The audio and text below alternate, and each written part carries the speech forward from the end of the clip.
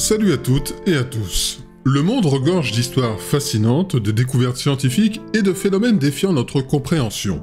Chaque jour, nous sommes confrontés à des mystères, certains demeurent sans explication, tandis que d'autres sont élucidés par la logique. Parmi ces énigmes, les malédictions occupent une place particulière. Sont-elles de simples superstitions ou possèdent-elles un fond de vérité ?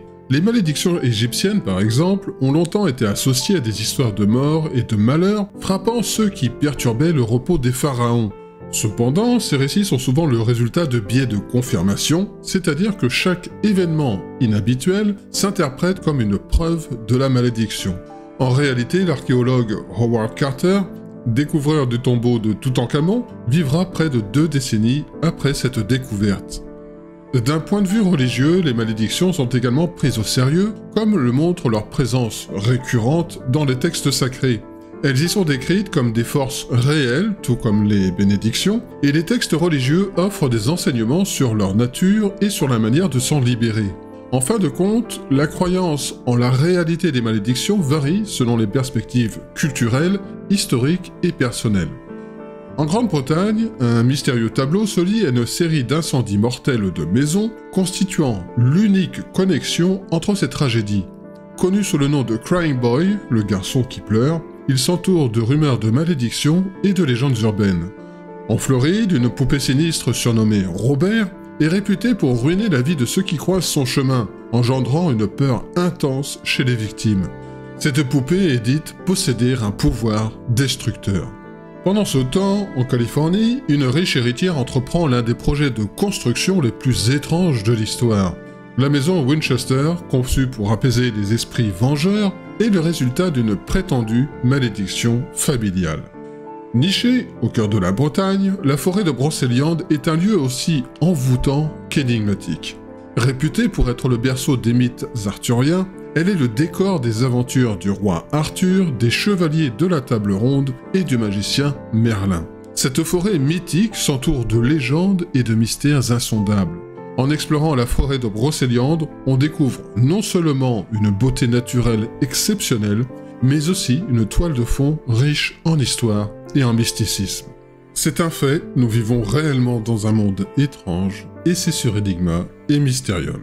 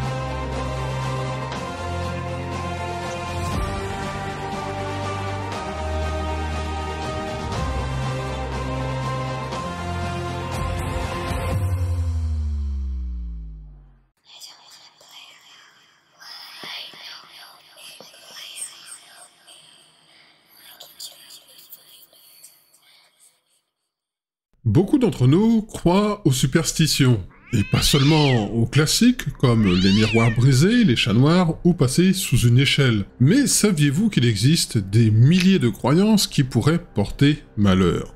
Par exemple, au Japon, le chiffre 4 est synonyme de malchance. En japonais, 4 se prononce shi, ce qui est homophone du mot mort. Pour cette raison, le chiffre 4 est souvent évité dans les hôpitaux, les numéros de chambre, voire dans certaines maisons japonaises.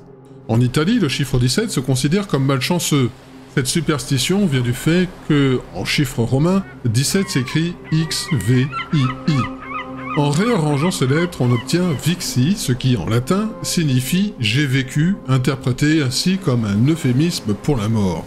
Par conséquent, le chiffre 17 est également évité, particulièrement dans les hôtels et les bâtiments. En France, le chiffre 13 se considère traditionnellement comme porte-malheur. Cette superstition est très répandue et trouve ses racines dans plusieurs croyances religieuses et culturelles comme le dernier repas de Jésus. Lors de la scène, il y avait 13 personnes à table, Jésus et ses 12 apôtres. Judas, qui trahit Jésus, est désigné comme le 13e convive, ce qui donnera au chiffre 13 une connotation négative. Le vendredi 13 s'associe également à la malchance en raison de la crucifixion de Jésus un vendredi. Donc, le vendredi 13 se voit comme un jour particulièrement néfaste. Cette superstition autour du chiffre 13 est si forte que certains immeubles en France sautent parfois le numéro 13 pour passer directement du 12 au 14, et certains hôtels évitent d'avoir une chambre 13. Cependant, comme toutes les superstitions, elle n'est pas universellement crainte, et certaines personnes considèrent même le 13 comme un chiffre porte-bonheur, votre serviteur par exemple. Mais encore, avez-vous entendu dire que tuer une coccinelle porte malheur? En même temps, s'amuser à cela avec la bête à bon Dieu, c'est quand même chercher un peu la merde. Ou bien alors que poser ses chaussures sur la table peut gâcher votre journée. Peut-on vraiment croire que des objets inanimés ont le pouvoir de changer nos vies pour le pire, ou sommes-nous maîtres de notre destin, indépendamment des superstitions? Charger un objet d'énergie positive ou négative influe-t-elle sur notre parcours de vie? La malédiction du garçon qui pleure est une des légendes les plus fascinantes et mystérieuses jamais émergées du monde de l'art. Pendant plus de 40 ans, cette histoire fascine, suscitant à la fois crainte et curiosité. La rumeur veut que les reproductions de cette peinture soient liées à une série d'incendies inexplicables, laissant les maisons en cendres, mais les tableaux étrangement intacts. L'origine de cette malédiction remonte aux années 50, avec l'artiste Giovanni Bragolin, connu sous le pseudonyme de Bruno Amadillo, qui crée une série de peintures représentant des enfants en pleurs. Ces œuvres connaissent un succès commercial, mais s'associent également à des histoires de malheur et de désastres. En 1985, Robert et Mary Hall sont les victimes d'un incendie dévastateur qui réduisit en cendres leur maison de Rotherham, où ils résidaient depuis 27 ans. Cette tragédie attire l'attention de Kelvin Mackenzie, rédacteur en chef du Sun, le quotidien le plus populaire de Grande-Bretagne. L'origine de l'incendie semble être un feu de friteuse qui a rapidement englouti la demeure. Mais au milieu des décombres, les pompiers font une découverte pour le moins étrange. Une reproduction d'une peinture représentant un garçon en larmes, étonnamment intacte malgré la violence des flammes. Comment est-il possible qu'une œuvre d'art résiste ainsi au feu? Le journal britannique publie alors un article intitulé « The Burning Curse of the Crying Boy », la malédiction brûlante du garçon qui pleure, déclenchant une hystérie collective en Angleterre. Des témoignages affluent, affirmant que les copies du tableau sont retrouvées intactes dans les décombres des maisons incendiées. Cette histoire transcende le temps et même aujourd'hui, elle continue d'être racontée, alimentant le débat sur la réalité de la malédiction. Mackenzie est intrigué par cette histoire et creuse plus profondément l'affaire pour découvrir que ce n'est pas un cas isolé. Les pompiers ont déjà retrouvé cette image du garçon en pleurs dans les ruines de nombreuses maisons incendiées. Un pompier de la région de Rotherham affirme même avoir recensé 50 cas similaires. Plus Mackenzie en apprend sur le sujet, plus l'histoire prend des tournures mystérieuses. L'œuvre de Bruno Amadillo est peinte à Madrid en 1969. Les reproductions bon marché se sont répandues dans les foyers européens durant les années 70 et 80, mais c'est la première fois qu'elles s'associent à des tragédies. Une rumeur de malédiction commence alors à circuler, alimentant les superstitions et les peurs. La peinture du Crying Boy, survivante aux flammes, semblant défier toute explication rationnelle, laisse planer l'idée d'une malédiction insaisissable et terrifiante. Selon la légende urbaine, alimentée par des articles sensationnalistes, les maisons contenant ces tableaux sont détruites par les flammes, à l'exception des œuvres elles-mêmes, suscitant une peur croissante du public. En réponse, une campagne est lancée pour détruire toutes les copies de ce tableau maudit, afin de protéger les propriétaires des incendies supposément liés à l'artefact. La réalité, c'est que l'absence d'email et la lenteur du courrier postal fait que les gens ne se donnent pas la peine de communiquer, puisque la principale communication de l'époque sont les journaux papier, régionaux et nationaux. C'est assez ironique, car si l'événement du chapeau perdu, que je vais vous conter juste après, s'était produit il y a 25 ans, tout cela serait resté une affaire locale. Aujourd'hui, cela se transformerait en un événement d'ampleur mondiale, car la nouvelle se répandrait comme un feu de paille, si j'ose dire. Le Crying Boy d'autrefois serait remplacé par des incendies soudains aux Philippines, au Vietnam et ailleurs, avec des conséquences bien plus vastes. Cependant, à l'époque, l'incident reste confiné à la région de Wigan. Le garçon qui pleure reste une énigme, un enfant capturé pour l'éternité dans un moment de tristesse profonde. Qui était-il vraiment ? Était-il simplement un modèle choisi parmi tant d'autres, ou sa tristesse était-elle le présage d'une tragédie à venir ? La réponse reste trouble, mais une chose est sûre, l'histoire du Crying Boy continuera de hanter l'imaginaire collectif. Dans une petite ville britannique, l'histoire de John Leonard et de ce tableau est devenue une légende urbaine. John, un homme ordinaire vivant dans une maison typique, acquiert un jour un tableau mystérieux intitulé Crying Boy. Cette œuvre, signée par l'artiste Giovanni Bregolin, est certes connue pour ses associations étranges et des rumeurs de malédiction tournant autour d'elle. Un matin d'octobre 1985, et là on sent la rupture du continuum espace-temps qui va arriver en pleine tronche, le vent souffle et les feuilles tombent. John se prépare pour une journée on ne peut plus ordinaire. Il enfile son manteau et cherche son chapeau préféré, un vieux couvre-chef qu'il chérit particulièrement. Mais, contre toute attente, le chapeau est introuvable. John fouille chaque recoin de la maison, regarde sous les meubles, et même dans les placards, mais le chapeau semble s'être évaporé. Perplexe et un peu agacé, John décide de faire une pause. Alors qu'il se repose dans son salon, ses yeux accrochent le tableau suspendu au mur. L'œuvre, avec ses yeux tristes et son aura mélancolique, est en quelque sorte devenue une pièce centrale de la décoration de sa maison. Bon, chacun ses goûts, hein. Soudain, une idée lui traverse l'esprit. Il se demande si, par hasard, le chapeau n'aura pas été déplacé dans l'une des parties du tableau. Avec un sourire en coin, il se lève et déplace le tableau pour vérifier derrière le cadre. À sa grande surprise, là, sous le cadre, se trouve son chapeau perdu. John se gratte la tête, un peu perdu lui aussi. Comment le chapeau a-t-il pu se retrouver là ? Est-ce simplement une coïncidence ou y a-t-il quelque chose de plus mystérieux en jeu ? L'incident, bien que mineur, l'intrigue profondément. Ce n'est pas tout. Peu de temps après, John raconte son histoire à ses amis lors d'une soirée. L'histoire du chapeau perdu, combinée aux rumeurs entourant le tableau, attire l'attention des médias.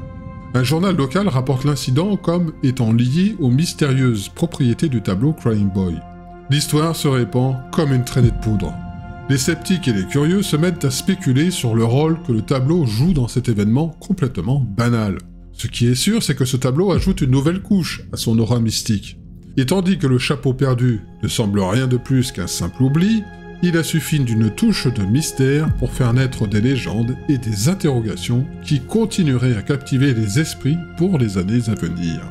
Oberonzel, de son vrai nom Oberonzel Ravenhurst, est une célèbre figure du mouvement néo-païen et un des pionniers du néo-druidisme.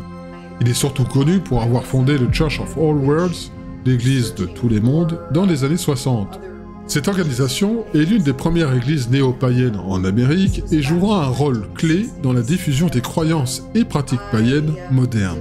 En plus de son rôle dans le Church of All Worlds, Oberonzel est également reconnu pour ses contributions à la communauté païenne en tant qu'écrivain, enseignant et artisan.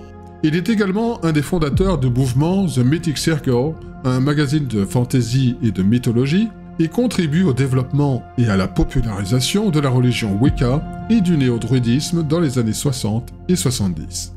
Oberonzel se convainc de l'existence des malédictions et de leurs diverses manifestations. Parmi elles, la malédiction de Crying Boy se distingue comme une malédiction d'objet, c'est-à-dire une malédiction liée à un objet matériel plutôt qu'à une personne ou à une famille. Selon elle, de célèbres malédictions historiques, telles que la malédiction des momies, appartiennent également à cette catégorie. Ces malédictions ne résultent pas nécessairement d'un sort lancé intentionnellement, mais plutôt d'un malheur semblant s'attacher à l'objet lui-même. Si ce tableau est considéré comme un vecteur de malheur, il soulève la question de l'origine du mal. Zell suggère que tout ce que nous faisons et pensons se traduit par des histoires, et que ce sont ces histoires qui détiennent le véritable pouvoir. La malédiction, telle une empreinte indélébile, s'ancre profondément dans les récits qui la perpétuent. C'est la croyance en ces récits et leur répétition incessante qui confère à la malédiction sa force. Lorsqu'un grand nombre de personnes connaissent et adhèrent à une malédiction, celle-ci se voit investie d'un pouvoir considérable. Tout comme une malédiction est avant tout une histoire, et c'est le nombre de croyants qui en détermine la puissance. La malédiction du garçon qui pleure est devenue une légende urbaine renforcée par la foi collective. Plus cette croyance se répand, plus la malédiction se fortifie. Si un individu isolé croit en une telle malédiction, on pourrait le considérer comme excentrique. Cependant, lorsque des centaines de milliers de personnes y adhèrent, la malédiction se part d'une puissance incommensurable, capable d'influencer le monde entier. La clé de cette énigme réside dans l'histoire du garçon lui-même. Qui était-il? Pourquoi ses larmes ont-elles suscité tant d'émoi? Orphelin, il errait dans les rues de Madrid en 1969, ses parents ayant péri dans un incendie. C'est cette tragédie qui a plongé le garçon dans une tristesse abyssale. Un artiste, touché par son désarroi, immortalisera sa douleur dans une peinture, donnant naissance à la légende du Crying Boy. À cette époque, des récits inquiétants commencent à circuler à propos des œuvres de Bragolin. Les médias britanniques rapportent que des foyers où sont accrochés les tableaux sont la proie d'incendies dévastateurs. Les histoires sont si frappantes que même les sceptiques commencent à se poser des questions. La rumeur dit que malgré les flammes déchaînées, les tableaux semblent échapper aux dégâts. Ces récits se multiplient, créant une atmosphère inquiétante autour des œuvres de l'artiste. En plein cœur de cette agitation médiatique, un événement particulièrement dramatique survient. L'incendie de l'atelier de Bruno Amadillo lui-même. L'incendie éclate dans un quartier résidentiel paisible en Italie, là où Amadillo créait ses œuvres. Les détails sur l'origine de l'incendie restent flous. Certains disent que les circonstances sont étrangement suspectes, tandis que d'autres attribuent l'incendie à un court-circuit ou à une négligence. L'atelier était un lieu rempli de toiles inachevées et de matériel artistique précieux. Lorsque le feu a pris, il a rapidement ravagé l'espace, emportant tout sur son passage. Les flammes étaient si intenses qu'elles ont complètement détruit l'atelier, réduisant les œuvres en cendres et transformant le lieu en un sinistre tas de débris carbonisés. Malgré la destruction, des témoignages contradictoires commencent à émerger. Certains affirment avoir vu les tableaux Crying Boy miraculeusement intacts après l'incendie. Ces affirmations sont largement relayées dans les tabloïds, alimentant les rumeurs de malédiction. Les amateurs de mystère et les journalistes saisissent cette opportunité pour ajouter une couche à l'histoire, augmentant la fascination pour les œuvres d'Amadillo. D'autres sources rapportent que les tableaux n'ont pas survécu à l'incendie, corroborant l'idée que l'incendie ait complètement détruit le matériel de l'atelier. Les détails sur les tableaux qui auraient survécu sont souvent vagues, avec des contradictions entre les différents récits. Quelques jours après l'incendie mystérieux de son atelier, Amadillo pointe du doigt l'enfant, l'accusant d'être l'auteur du sinistre. L'enfant, choqué, prend la fuite. Pourquoi un enfant commettrait-il un tel acte? L'explication réside dans le phénomène de la pyrokinésie, une capacité psychique rare permettant de déclencher des feux, parfois sans intention malveillante, à l'instar de la télépathie ou de la clairvoyance. Malheureusement, il ne sera jamais possible de prouver que l'orphelin, tragiquement décédé dans un accident de voiture des années plus tard, possédait ce don. Cependant, certains croient que son esprit continue d'allumer des flammes à travers le tableau maudit où il est représenté. Là où son image apparaît, des incendies se déclarent comme si le garçon en pleurs reste le vecteur de la malédiction. Mais existe-t-il une explication plus rationnelle? L'histoire du garçon qui pleure est-elle simplement une légende urbaine ou cache-t-elle une vérité plus profonde? En Grande-Bretagne, de nombreux incendies domestiques s'associent à ce tableau résistant étrangement aux flammes. Maudit pour certains, l'ingénieur en mécanique Michael Gorner, spécialiste de l'ingénierie thermique et des systèmes énergétiques à l'université de San Diego en Californie, offre une perspective différente. Selon Goldner, la survie d'une peinture lors d'un incendie domestique n'a rien d'inhabituel et dépend largement du stade de l'incendie, de ce qui brûle au moment où les pompiers interviennent, et non d'une quelconque malédiction. Le facteur déterminant n'est pas l'image elle-même, mais le matériau sur lequel elle est peinte. Le garçon qui pleure est probablement peint sur un type de panneau dur ou de panneau de particules denses, lui permettant de résister au feu. Goldner explique que ces panneaux de particules sont presque incombustibles, contrairement aux autres contenus typiques d'une maison. Ainsi, le mystère du tableau du Crying Boy semble moins surnaturel et plus une question de science des matériaux. La peinture de cette œuvre est réalisée avec des matériaux réputés pour leur résistance au feu, ce qui pourrait expliquer pourquoi elle survit souvent aux incendies. Un autre élément contributif à sa préservation est la manière dont elle est accrochée. Selon Goldner, si la toile est suspendue par une simple ficelle, elle finirait par tomber à mesure que la ficelle se consume, évitant ainsi de s'enflammer au contact du sol. L'air frais circulant en dessous rend l'ignition encore plus difficile. Cependant, la série d'incendies domestiques associée à cette image reste un mystère. Goldner suggère que c'est une coïncidence, la fameuse coïncidence, étant donné la grande quantité de reproduction du garçon qui pleure et la fréquence des incendies domestiques à travers le pays. Alors d'une, je ne pense pas que chaque habitant ait acheté son tableau qui pleure, qui plus est, c'est un peu glauque, et de deux, c'est quand même bizarre qu'un tableau s'y trouve à chaque fois qu'une maison prend feu.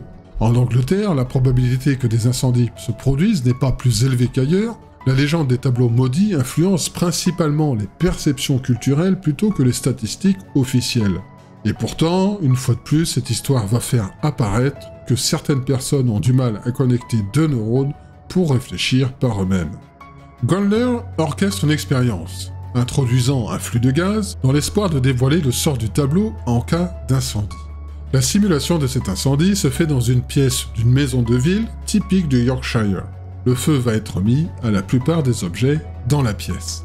La température à l'intérieur de cette dernière grimpe rapidement, atteignant presque 1100 degrés. Même les pompiers en tenue complète ne pourraient pas survivre à une telle chaleur. Il se produit alors un phénomène semblant confirmer la théorie de Goldner. Le tableau du garçon qui pleure tombe par terre. Un courant d'air souffla avec tant de force qu'il projette la peinture hors du mur et du crochet prévu à cet effet. C'est exactement ce que l'érudit avait prédit. En tombant au sol, le tableau se retrouve dans la zone la plus froide de la pièce, là où il aurait probablement pris feu si Goldner n'avait pas été là.